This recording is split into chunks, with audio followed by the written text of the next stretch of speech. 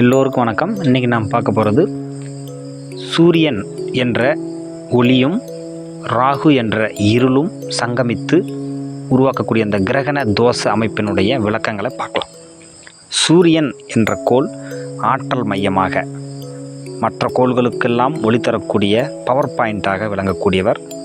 ஆகவே முழு ஒளிக்கு இவர் காரகத்துவம், தந்தைக்கு காரகத்துவம், தந்தை வழி சொந்தங்களுக்கு அதாவது பங்காளிகளுக்கு காரகத்துவம், பூர்வீக சொத்தை முழுமையாக அனுபவிப்பது சூரியனால் மட்டுமே, சூரியனுடைய அருளால் மட்டுமே அது முடியும். அதிகாரம், ஆட்சி இவைகளுக்கு சூரியன் காரகத்துவம்.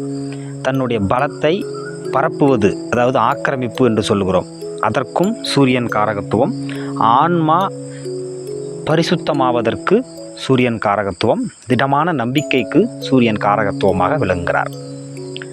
அதே நிலையில் ராகுவானவர் அதற்கு எதிர்ப்பதமாக முழு இருள் என்ற நிலையை அடைகிறார். அதாவது சனியை போல் ராகு என்ற பதத்திலிருந்து 100% இருள், 100% பாபர் என்ற நிலையை ராகு அடைகிறார். பொருள் மகிழ்ச்சி அதாவது நிலையற்றதன் மீது போகம் கொள்வது ராகு.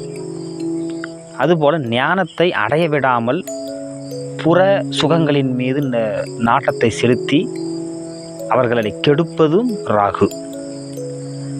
திருப்தி என்ற நிலையை எந்த நிலையிலும் அடைய விடாமல் அந்த திருப்திக்காக எப்பேற்பட்ட தவறுகளையும் செய்ய தூண்டுவது ராகு.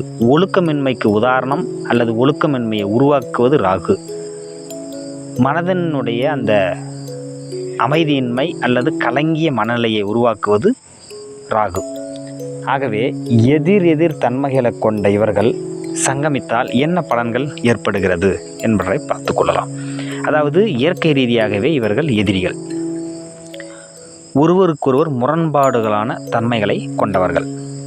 சூரியன் நேர்மறைத்தன்மை, நேர்மறை சக்தியை தருபவர். ராகு எதிர்மறைத்தன்மை, எதிர்மறை சக்தியை தரக்கூடியவர்.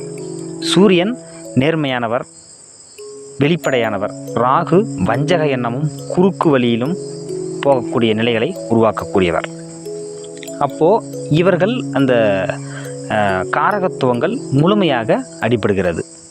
தந்தையின் பாசம் அறியாத மனிதராக உருவாக்குகிறார், அல்லது தந்தையை பிரிந்து வாழக்கூடிய நிலைகளை உருவாக்குகிறார், அல்லது தந்தை மரணிக்கக்கூடிய நிலையை உருவாக்குகிறார்.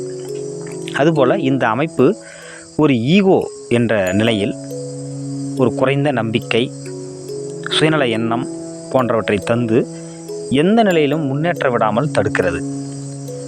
இதில் ஒரு நிலையாக இந்த அமைப்பு அரசியல் மற்றும் சினிமா துறையில் இருப்பவர்களுக்கு நன்மை அளிக்கிறது. எந்த வகையில் என்றால் அவர்கள் உண்மையாக யாருக்கும் இருக்கப் போவதில்லை, முழுமையாக நடிக்கிறார்கள், ஒழுக்கம் இல்லாதவர்களாக இருக்கிறார்கள். அந்த வகையில் அவர்களுக்கு நன்மையை தருகிறது.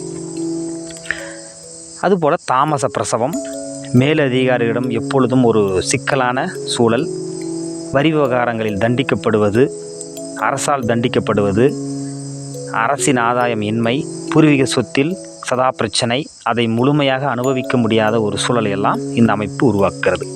சரி, இந்த அமைப்பை இரு நிலைகளாக பிரித்தோம் என்றால் இருவர் இணைகிறார்கள், சூரியன் ராகு. இங்கு சூரியன் பலத்தோடு இருந்து அந்த அமைப்பு இருக்கும் பட்சத்தில் இது மாதிரியாக செயல்படுகிறது, அல்லது ராகு பலத்தோடு இருந்து அந்த திசை, அந்த அமைப்பு எப்படி செயல்படுகிறது என்ற பதங்களை பார்க்கலாம். இப்போ சூரியன் பலம் வாய்ந்து, அதாவது மேசத்தில் உச்ச பலம் பெற்றோ சிம்மத்தில் ஆட்சி பலம் பெற்றோ இருந்து 8 டிகிரிக்கு கீழாக, அதாவது 8 டிகிரிக்குள்ளாக இல்லாமல் 8 டிகிரிக்கு மேல் விலகி இருந்து இந்த அமைப்பு இருக்கும் பட்சத்தில் சூரியன் முழு பலத்தை இந்த இடத்தில் இழப்பது இல்லை. ஆகவே ராகுவினுடைய அந்த கோபத்தை சூரியன் திறமையாக கையாளுகிறார். அன்புக்குரிய அந்த தந்தையை பெறுகிறார்கள், தந்தை வழியில் ஆதாயங்களை பெறுகிறார்கள், பூர்வீக சொத்துக்களை அடைய சூரியன் அனுமதிக்கிறார். அதுபோல் சூரியனுடைய அந்த கடின உழைப்பாலும் நேர்மையான அந்த எண்ணத்தாலும் ராகுவினுடைய அந்த குறுக்கு புத்தியை சூரியன் கட்டுப்படுத்துகிறார். அரசியலிலும் ராஜதந்திரங்களையும் தலை தூக்கி இருப்பார்கள். வியாபாரத்தில் புதிய யுத்திகளை கையாண்டு வருமானத்தை ஈட்டக்கூடிய நல்ல நிலைகளை பெற்றிருப்பார்கள். நேரடி அரசியல், அதுபோல் நேரடி அதிகார தொடர்பு அல்லது அரசியல் தொடர்பு கொண்ட நபராக இருக்கிறார்கள். அரசின் ஆதாயத்தை முழுமையாக பெறக்கூடிய நபராக இருக்கிறார்கள். பதவி உயர்வு, சம்பள உயர்வு அதுபோல பெற்று வாழ்வின் செழிப்பை பெற்று ஓங்கி உயர்ந்த நிலையில் இருப்பதை நாங்கள் பார்த்திருக்கிறோம். அதாவது குறிப்பாக சூரியன் மேஷம் சிம்மத்தில் இருந்து அல்லது வேறு இடங்களில் இருந்தால் கூட 8 டிகிரிக்கு மேல் விலகல் இருக்கும் பட்சத்தில் சூரியன் முழு பலத்தை இழப்பதில்லை என்ற தத்துவத்தின் அடிப்படையில் இந்த பலன்கள் சொல்லப்படுகிறது. நாங்கள் பல ஜாதகங்களில் அதை பார்த்திருக்கிறோம். அடுத்து ராகு ஒருவேளை சூரியன் பலம் இழந்து ராகு பலத்தோடு, அதாவது முழுமையாக சூரியனை ஆக்கிரமித்த நிலையில் என்று கூட எடுத்துக்கொள்ளலாம். அந்த நிலையில் ராகு பலம் பெறுகிறார் அந்த இடத்தில். அப்போது அங்கு நேர்மை முழுமையாக குறைகிறது, வஞ்சக எண்ணம் மேலோங்குகிறது. அந்த குறுக்கு புத்தி வஞ்சக எண்ணத்தால் பற்பல தவறுகளை அந்த மனிதனை செய்ய ராகு தன் வழியில் பயணிக்க அனுமதிக்கிறார் அல்லது தூண்டுகிறார் என்று கூட சொல்லலாம்.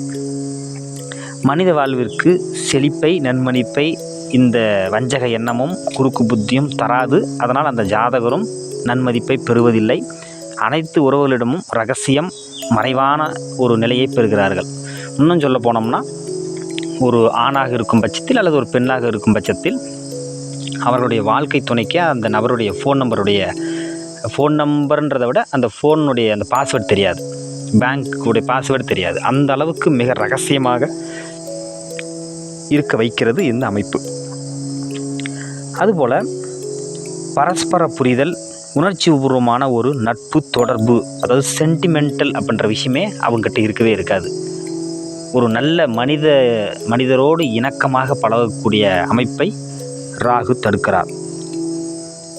தந்தையோடு ஒரு இறுக்கமான சூழல் அல்லது சொத்திற்காக தந்தையே தாக்குவது, சில நேரங்களில் சில அமைப்புகளில் கொடுமையான அமைப்புகளில் தந்தையை கொலை செய்வது போன்ற நிலைகளெல்லாம் இந்த அமைப்பு தருகிறது அல்லது இருவரையும் பிரித்து வைக்கிறது.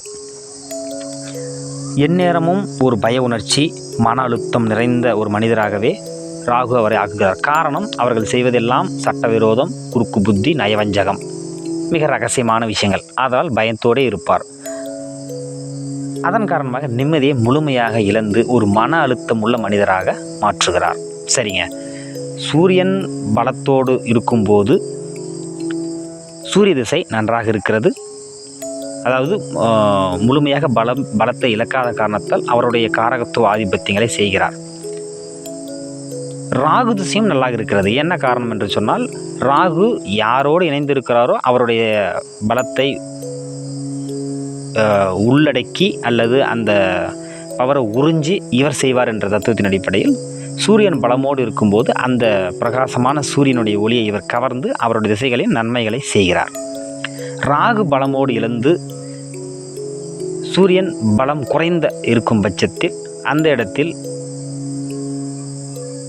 சூரியன் முழுமையாக பலம் இழந்து விட்டார். அதனால் சூரிய திசையும் நன்மையாக இருக்காது, ராகு திசையும் நன்மையாக இருக்காது. இப்பொழுது ராகு பலம் பெற்று இருந்து என்னென்ன பலன்களை செய்கிறது என்று சொன்னோமோ அந்த பலன்கள் அவருடைய திசைகளில் நடக்கிறது. இந்த அமைப்பை சுபர்கள் என்று சொல்லக்கூடிய பலம் வாய்ந்த சுப அமைப்போடு இருக்கக்கூடிய குரு, பௌர்ணமி, சந்திரன், சுக்கிரன் இவர்கள் எவரேனும் பார்க்கும்போது அந்த உக்ரம், அதனுடைய தீவிர அசுப பலன் குறைய வாய்ப்புள்ளது, குறைந்தும் இருக்கிறது பல ஜாதகங்களில். அதே போல் இந்த அமைப்போடு 6, 8 கூடிய கோளும் ஏதாவது இணைந்தோ அல்லது பார்வையோ என்ற வகையில் சம்பந்தப்பட்டிருந்து திசை நடத்தினால் இன்னும் மோசமான நிலையை இந்த மனிதர் இந்த உலகில் வாழ தகுதியில்லை அல்லது இப்படி ஒருத்தர் வாழவே கூடாது என்று சொல்லுகிறோம் அல்லவா, அந்த அளவுக்கு மோசமான ஒரு நிலையை, வாழ்க்கை நிலையை, மோசமான மனிதரை இந்த அமைப்பு உருவாக்குறது. இதுதான் சூரியன் ராகு அமைப்பினுடைய சூட்சமங்கள். சரி, இதில் சூரியன் 6 ஆண்டு காலம் திசை நடத்தக்கூடிய கோள், ராகு 18 ஆண்டு காலம் திசை நடத்தக்கூடிய கோள்.